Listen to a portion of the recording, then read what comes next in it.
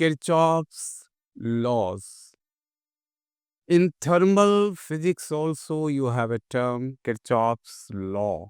Remember the bifurcation between the two there, that is singular. In heat you study Kirchhoff's law, and here you are going to come across Kirchhoff's laws. These are two in number, that's why plural, Kirchhoff's laws, first and second. First law is also known as current law or junction rule. So first of all, you should know what's a junction. Railway junction you must be aware of, that's a very common terminology. But here, while dealing with electric circuit, more than one combination of L, C, R, these are circuit elements. If you have two coils connected together anywhere at any point, any node, that would be known as junction. So, more than one circuit element, that will always be termed as junction. This law is applicable to a junction.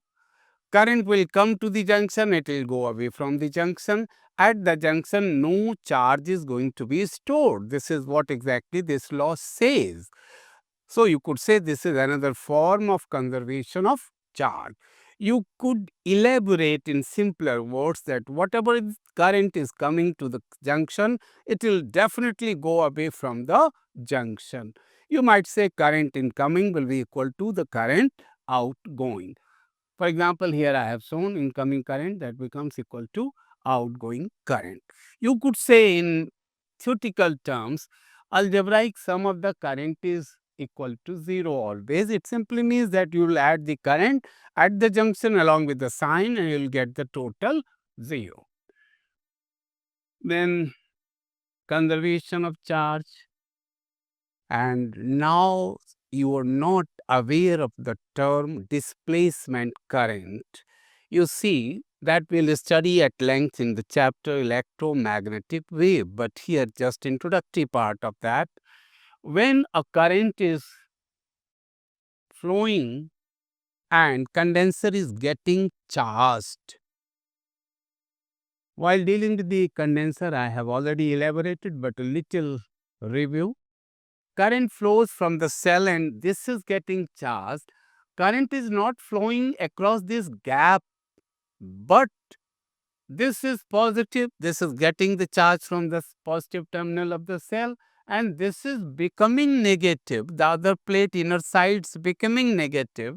Positive charge on the outer part being produced flows to the negative of the cell. Current is flowed. Current is maintained, though there is gap between the two plates of condenser. So, this current which is not actually taking place, this is like the current, that is why it is termed as displacement current. We always use the term displacement current during the charging and discharging of the current. You see, I have shown the figure over here. It is the case of charging of a condenser. Means current is flowing from one end to another end, though there is gap. That's why we are using the term displacement current. And already the current you are aware of, you are familiar with, that's known as conduction current. And here during charging and discharging, the current would be termed as displacement current. Current comes over here to the junction I. This is getting charged, current goes I1, I2. This was bifurcated into two parts, I1, I2. This is first law. As per first law, I should be equal to I1 plus I2. Now, there is no cell or the source of the charge, and condenser which is already charged now starts getting discharged. So, current will start from the condenser that is getting discharged. Current starts from here, goes to the junction, bifurcated in two parts. Here you would say I1 equal to this I plus I2. This is I. Similarly, in steady state, what do you mean by steady state? Means no change in the situation, means condenser is either fully charged or not even charged. But most of the cases you consider that condenser is fully charged, completely charged to the maximum limit. So, the process of charging will be stopped and no more current will be allowed to flow. In that case, no current is there, no displacement current.